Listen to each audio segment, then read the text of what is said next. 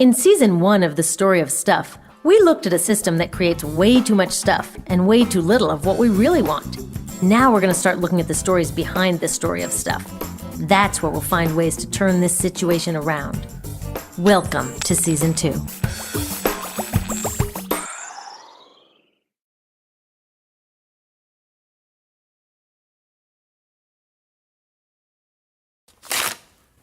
These last few years, I've had to get a lot more careful about how I spend my paycheck. Everyone has.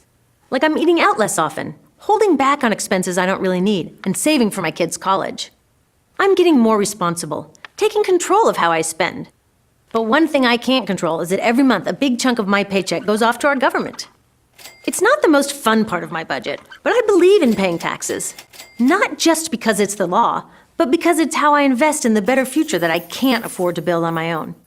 You know, that future that we all want, and nearly every candidate promises us. Great schools, a healthy environment, clean energy, good jobs. But a funny thing happens to our money on its way to that better future. It seems to disappear. And by the time we get around to investing in that future, all I hear is, sorry, not this year, we're broke. In fact, we're so broke, they say, that we have no choice but to slide backwards, cutting things that made this country great, like schools and the EPA. Maybe even Social Security and Medicare. Wait a minute, broke? I'm sending in my fair share of hard-earned cash every month, and so are you. If everyone did, we'd have plenty of money. Now, what we've got to work with shrinks a lot thanks to corporate tax loopholes and unprecedented tax breaks for the richest 1%. But even after those, we've still got over $1 trillion. So if we're broke, what's happening to all that money? I decided to look into it, and it turns out this whole broke story hides a much bigger story.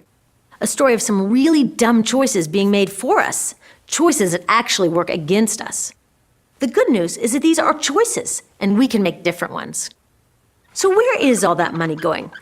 Well, first the military takes the biggest chunk, $726 billion in 2011. Wow, we could build a lot of better future with that kind of money. Spending billions on fighter planes that we don't need, or wars with no end, and then saying we're broke just isn't honest. It's like calling your kid from your billion-dollar yacht to tell her you can't afford her school lunch money. Then hundreds of billions more go to propping up the dinosaur economy. You know, the obsolete system we talked about in the story of stuff? The one that produces more pollution, greenhouse gases, and garbage than any other on Earth, and doesn't even make us happy. In so many ways, it's just not working. But we're keeping it on life support instead of building something better. A lot of that life support comes in the form of subsidies. A subsidy is a giveaway that gives some companies a lift over others. That's not necessarily a bad thing. We should help companies that are building a better future. The problem is our government keeps lifting up companies that are actually dragging us down. Everywhere you look along the dinosaur economy, you'll find these subsidies. There's spending subsidies, where the government just gives our money away, like payments that benefit big agribusiness while helping drive family farms off a cliff. Or the less obvious version, where the government foots the bill for things corporations should pay for themselves, like cleaning up toxic chemical spills or giant livestock manure ponds. Or building roads that only go to one place, like a new Walmart. Or paying for polluting and wasteful garbage incinerators that would never make financial sense to build on their own.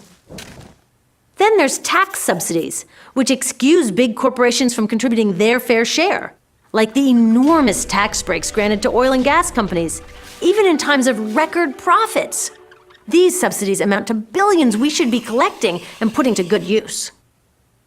And then there's risk transfer subsidies, where our government acts as an investment bank or an insurance company for corporations doing risky things, like building nuclear reactors. If anything goes wrong, we have to cover for them. There's freebie subsidies, where our government gives stuff that belongs to all of us to corporations for cheap or even free. That's billions more that we should be collecting but never see, like permits to mine public lands granted at prices set in the mining law of 1872. Really, 1872. President Grant signed this law to encourage settlement of the West. Newsflash, it's settled. And all this doesn't even count externalized costs. They don't show up on any spreadsheet and could amount to trillions of dollars, including all of the damage to the environment, public health, and the climate that this dinosaur economy causes.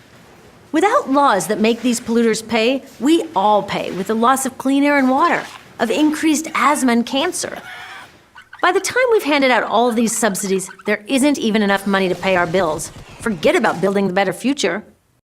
So why is there always enough money for the dinosaur economy, from big oil to bailouts for big banks, but when it comes to building a better future, we're supposedly broke? Maybe it's because these guys know how to ask for it. Their lobbyists and giant campaign contributions let our government know what they want and what they'll do if they don't get it. And it works. U.S. senators who voted to keep big oil subsidies in 2011 had received 5 times more in big oil campaign cash than those who voted to end them. So, while subsidies should be a tool to help companies that are helping us all, they've become a prize for those with the most power to get on the handout list. But you know who has the real power? We do. What if we got as protective of our tax dollars as we are with the rest of our money? What if we told our government what we want and what we'll do if we don't get it, starting with voting them out? We could redirect these dinosaur subsidies, freeing up hundreds of billions of dollars. Forget broke, we could start building a better future right now.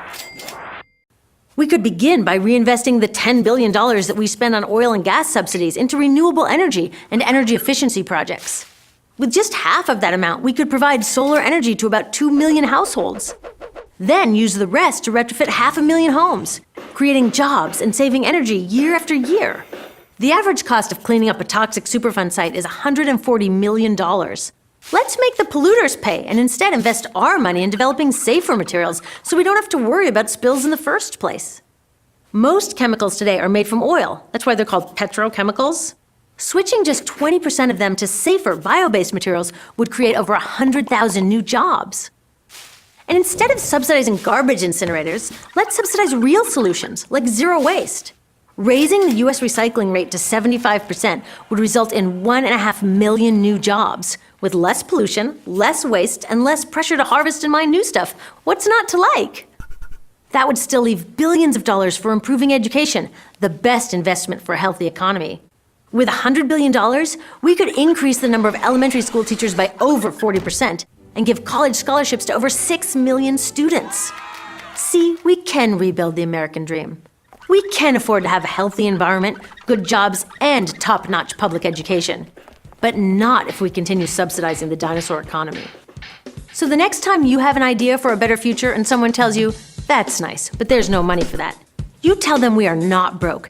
There is money. It's ours, and it's time to invest it right.